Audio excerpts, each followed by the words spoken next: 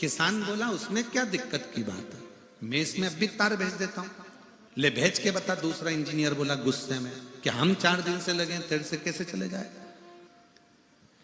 किसान गया अपने खेत पर, एक चूहा पकड़ कर लाया, चूहे की पूंछ से तार को बांधा, पाइप में चूहे को छोड़ दिया, चूहा उधर निकल गया, तार निकल कर बाहर हो गया।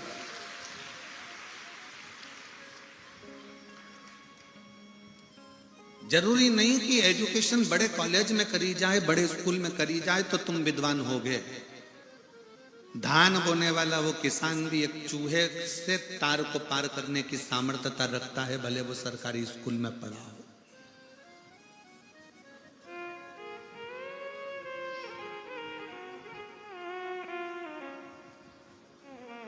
तीन माताएं कुएं पे से पानी भर रही थी।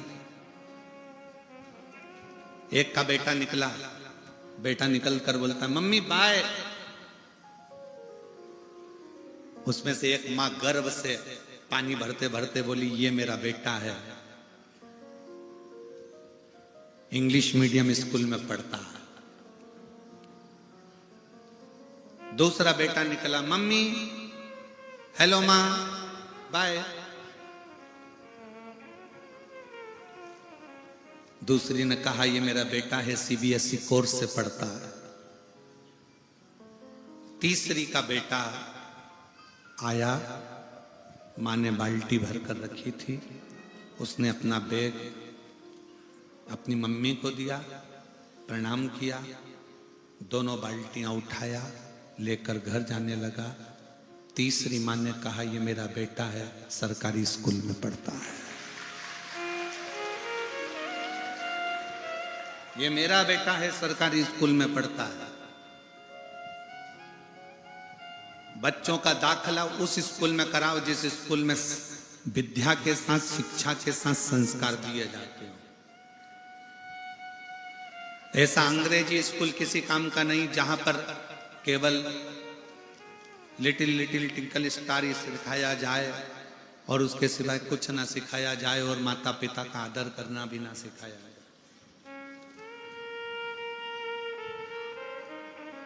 बेटों को लायक बनाओ, अपने बेटा बेटी को खूब पढ़ाओ, लायक बनाओ, पर इतना भी लायक मत बना देना कि बच्चे तुमको नालायक समझने लगे। पापा तुम्हें कुछ नहीं आता, मम्मी तुम क्या जानती हो, पापा तुम क्या जानते हो। बच्चों को लायक बनाना, पर इतना लायक मत बना देना कि बच्चे तुमको नालायक समझने लगे। तुम्हें नहीं आता पापा, आज के जमाने के नहीं हो तुम पुराने जमाने के हो, तुमको कुछ नहीं आता। उस बाप से पूछो कि उसको क्या नहीं आता। तुम्हें बड़ा उसने किया है, तुम्हें पाल पोस कर काबिल उसने बनाया है। दिन भर ड्यूटी पर लगा रहता था, रात की भी ड्यूटी करता था कि मेरे बच्चे अच्छे पढ़ जाएं और मेरी बेटियां खूब अच्छी पढ़ाई कर लें, मेरा घर अच्छा चल जाए। सैनिकों के साथ युद्ध भी करता है। दिन रात कोरोना के समय पर पूरी दुनिया सोती है और वो ड्यूटी निभाता है अपने बच्चों और अपनी पत्नी के लिए। जरा विचार करिएगा, उसके बाद भी दिन रात मेहनत करने के बाद भी बच्चे कह दें पापा तुम में अकल नहीं है, तुम नहीं जानते, मम्मी तुम चुप रहो, चुप बैठिए, तुम्हें क्या मालूम है, चुप रहो। बेटे लायक तो हो गए, बेटी लायक तो हो गई, पर माँ बाप को नालायक समझने लगे। नहीं, शिक्षा उच्च हो और शिक्षा के साथ में नम्रता भी उच्च की। जितना बड़ा तुम्हारा औहदा हो ना, तुम बहुत बड़े ओहदे पर, कलेक्टर के ओहदे पर बैठ जाओ, एसपी के ओहदे पर बैठ जाओ, डीआईजी आईजी के ओहदे पर बैठ जाओ, मिनिस्टर मंत्री संतरी कलंतरी के ओहदे पर बैठ जाओ, उतनी उतनी तुम में नम्रता आती जाना चाहिए, अकड़ नहीं। क्योंकि ये कड़ले कड़ले दांत तो एक दिन टूट के गिर जाते हैं, पर कोमल कोमल जीवान तो मरते दम तक सांस निभा जाती है। नम्रता रखिए। औधा तुम्हारी उच्च पद, उच्च प्रतिष्ठा, ये तुमको जो मिली है तुम्हारी मेहनत से मिली है, मेहनत के साथ में ना जाने कितनों की दुआ तुमको लगी होगी तो मिली है। उसको ये ना सोचे कि ये केवल मैंने कमाया, ये मैं लेकर।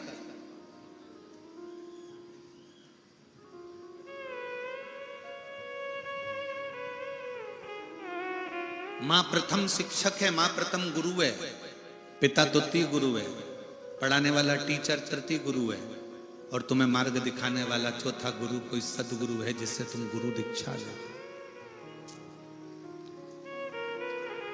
आज के जमाने में सबसे ज्यादा अगर सम्मान पा रहे हैं तो चौथे नंबर के गुरु पाते हैं, जो तुमको केवल थोड़ा बहुत ज्ञान देते हैं, थोड़ा गुरु मंत्र दे देते हैं।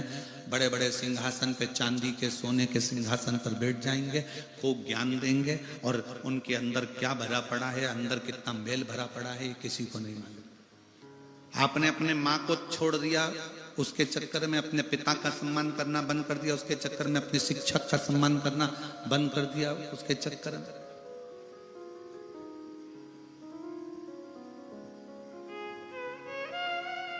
सबसे प्रथम गुरु है मां, जो बचपन सुधारती है। दूसरा गुरु है पिता, जो जवानी सुधार देता है बच्चों की। एक बाप से पूछना,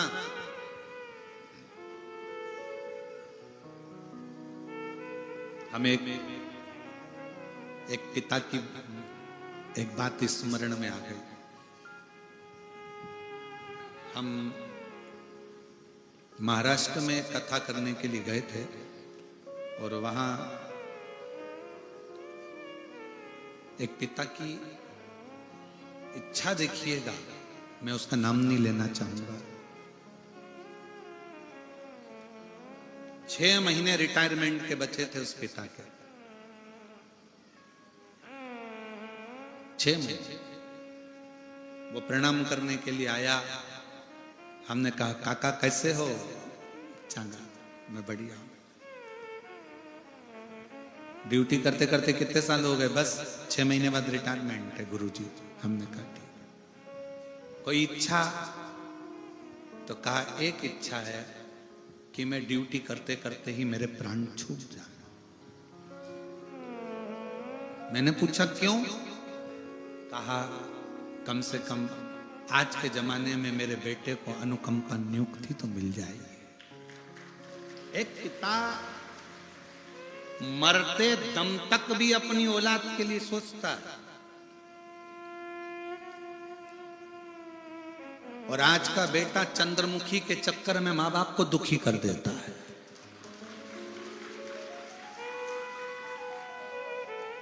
उसको यह नहीं मालूम कि चंद्रमुखी के चक्कर में खुद भी दुखी है। जब चंद्रमुखी तेरे माँ बाप को दुखी कर सकती है तो तुझे ना दुखी करेगी। उसका नाम चंद्रमुखी है, तुझे सूरजमुखी ना कर दे तो बात है। एक बाप अपनी पूरी जिंदगी अपने बच्चों के लिए दुकान बढ़ाऊंगा, बच्चों के काम आएगा, व्यापार बढ़ाऊंगा, बच्चों के काम आएगा, घर बड़ा बनाऊंगा, बच्चों के काम आएगा, बहुत कुछ मेरी औलादों के लिए, औलादों के लिए, जमीन, धान, फसल, खेती, सब बच्चों के लिए। खुद क्या करता है? बेटे एप्पल का मोबाइल चला रहे हैं, और बाप कमाने वाला जो दुकान पर व्यापार में 24 घंटा लगा रहता है, वो कीपैड चला रहा है, छोटा सा। बेटे ने कहा पापा मुझे लैपटॉप, आओ बेटा। बेटे ने कहा पापा मुझे ऐसा। बाप का चश्मे की डंडी भी टूट गई है, तो उस डंडी में भी वो ऑफिस से आने के बाद उसमें पिन घुसेड़ के उसको सही करने का प्रयास कर रहा है कि इसमें 15 रुपए लग जाएंगे, 15 रुपए बचाने का प्रयास करता है बाप। और बेटा वो 15 रुपए क्या 50 रुपए का पाउच खरीदता है, हाथ में मलता है, दोस्तों के साथ गप्पे मारा के खा पी के वो चले जाता है गुटखा। बाप स्क्रू से चश्मे की डंडी को जोड़ रहा है।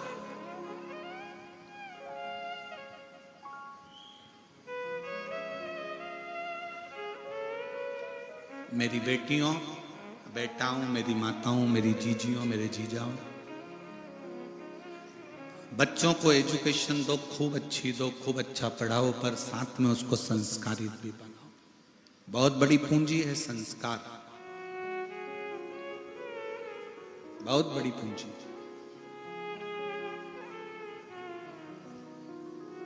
और इस कोकपुर कांकेर क्षेत्र में हमको बहुत अच्छा लगा। उसका कारण अच्छा लगने का केवल ये था कि यहाँ हमने पुलिस का भी एक अलग चेहरा देखा। यहाँ की पुलिस का एक अलग चेहरा देखा। यहाँ की पुलिस का एक चेहरा ऐसा देखा कि इस कोकपुर कांकेर की पुलिस रात्रि के समय पर जो लोग पैदल आ रहे थे और कोई लोग गाड़ी से जा रहे थे, तो इस कांकेर कोकपुर की पुलिस ने गाड़ी वालों को रोक के थोड़ी देर रखा और जो पैदल आ रहे थे उनकी गाड़ी में उन पैदल चलने वालों को बिठाकर कथा स्थल तक पहुंचा।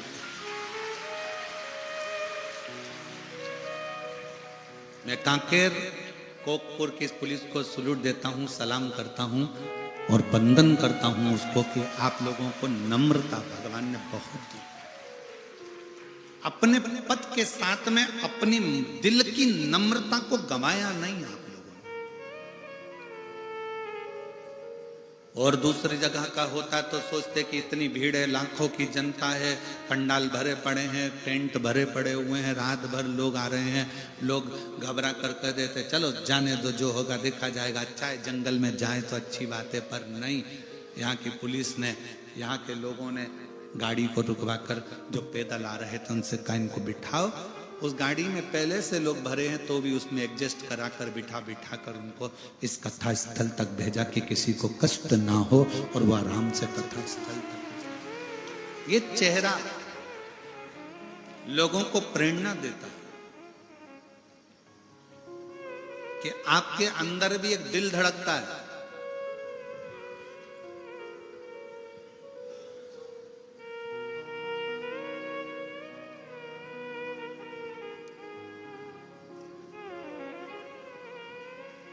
आपके अंदर भी एक कोमल भाव है और वो हृदय से होना चाहिए। नौकरी करो, सर्विस करो, खूब अच्छी पढ़ाई कर कर तुम उच्च पद पर पहुंचो, पर उसमें थोड़ी सी नम्रता तुम्हारे जीवन को एक आनंदित कर सकती है।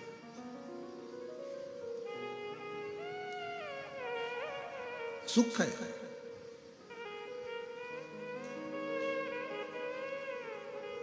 मैं जैन साहब कहना चाहूंगा इस कोकपुर के लोगों के लिए कि इतनी शीतलता है इस कांकेर कोकपुर के लोगों में, इतनी नम्रता है कि कांकेर कोकपुर का दूसरी जगह कथा होती है ना तो इतनी चिल्ला चोट होती है, इतनी चिल्ला चोट होती है, पर कोकपुर और कांकेर के इस क्षेत्र में, इस बस्तर क्षेत्र में सुनने वाले भी साइलेंट होकर कथा का लाभ लेते। नम्रता,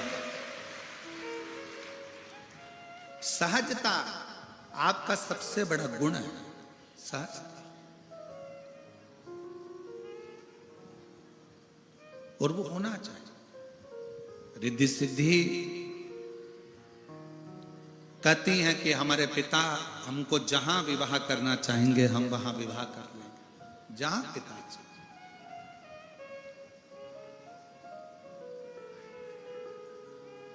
जैसा पिता चाहें वैसा हम विवाह करने को तैयार, मना नहीं। आज पिता की मर्यादा को भी लोगों ने तार तार कर दिया, पिता और माता की मर्यादा को भी ले जाकर उन्होंने चूल्हे में डाल दिया। आज की बेटियां, आज के बेटे रील बनाने के चक्कर में अपना खुद का रोल बिगाड़ चुके हैं।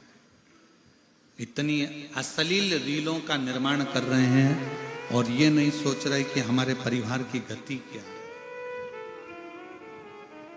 हमारे परिवार की गति क्या है।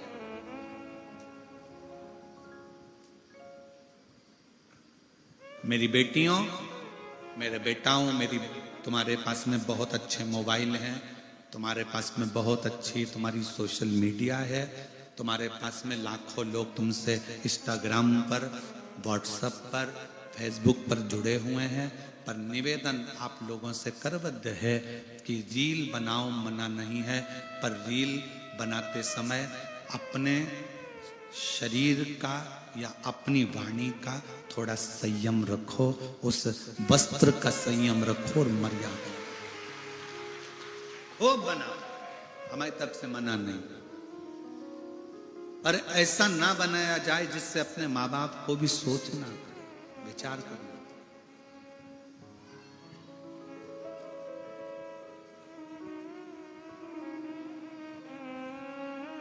बहुत सावधानी रखिए। एक छोटा सा मैसेज आता है मोबाइल पर, आपसे ओटीपी पूछी जाती है, पूछते से ही फिर पूछा जाएगा आप यहां हो। आजकल सोशल मीडिया के माध्यम से कई लोग नकली पुलिस बनकर तुमको डराने का प्रयास करते हैं। तुम्हारा बेटा ने ये काम कर दिया है, वो बंद हो गया है, 5 लाख रुपए डलवाओ, हमने तुम्हें अकाउंट में भेजे हैं, हम इस थाने से थानेदार बोल रहे हैं, हम इस चौकी से बोल रहे हैं। किसी भी फोन पर, किसी भी मैसेज पर ध्यान मत देना। कोई कितनी भी धमकी दे दे कि तुम्हारा लड़का यहां बंद है, तुम्हें 2 लाख की यहां डालना पड़ेगा तो हम छोड़ देंगे, तुम्हारा लड़का यहां फंस गया, तुम्हारी लड़की इस केस में फंस गई, सोशल मीडिया पे उसको किडनैप कर लिया गया, ये कर लिया गया, वो कर लिया गया, किसी के कहने में मत। कोई तुमसे कहे ये ओटीपी दे दो, मालूम पड़े तुम्हारा पूरा पैसा तुम्हारे बैंक में रखा हुआ, तुम्हारी 1-1 रुपए की पूंजी पूरी चली जाए, पूरी चली जाए। एक बूढ़ी मां राजस्थान का एक स्कूल में चपरासी की नौकरी करती, आंख से थोड़ी सी उसको तकलीफ थी, मोतियाबिंद आदि था, तो एक आंख से देखती थी, दूसरी आंख से उसको तकलीफ थी, दूसरी आंख से उसको तकलीफ। और वो बूढ़ी मां नौकरी करती, पैसा आता, डलवा देती। उसके पति की जगह पर उसकी नौकरी लगी थी, तो वो पढ़ी लिखी नहीं थी, बहुत ना के बराबर। छोटा सा मोबाइल आ गया और बूढ़ी माँ ने अपना पैसा इकट्ठा कर कर कर जो बैंक में उसकी तनख्वाह रखी थी, किसी ने उससे मैसेज करा, उससे ओटीपी पूछी और उसने वो ओटीपी बताई, उसका बैंक पूरा खाली हो गया। इतनी रोई कि मेरी जिंदगी की पूरी पूंजी चली गई। 4 लड़कियां उसकी, चारों विवाह के लायक, शादी पक्की हो गई थी, पैसा रखा था, तो सम्मेलन में शादी करने वाली थी, पर उसमें भी थोड़ा थोड़ा पैसा उसका जमा होना था। सम्मेलन में एक फॉर्म भरना था जिसमें 5-5 हजार रुपए या 10-10 हजार रुपए सम्मेलन में जमा होना था। उसके पास वो 10-10 हजार भी नहीं थे। 4-5 जगह गई, कोई ने उसकी मदद नहीं करी। तब उसने टीवी पर कथा सुन रखी थी, सीहोर पहुंच गई और मैं राजस्थान से हूं, मेरा ये नाम है और ऐसा ऐसा है, बेटियों की शादी करना है। कुछ समिति से फोन आया, ऐसा ऐसा प्रसंग है। समिति ने निर्णय लेकर चारों बेटियों के फॉर्म जमा करवाए, पैसे जमा करवाए, सम्मेलन में जाकर बात कराकर चारों बेटियों का विवाह करवाया। मां ने कहा कि मेरे से बस केवल ओटीपी पूछा गया, मेरे मैसेज आया और मैंने मैसेज पर बताया और मेरा पूरा पैसा चले,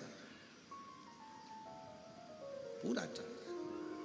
थोड़ी सावधानी, प्रशासन तो अपनी जगह पर है जो आपको सावधान करता रहता है।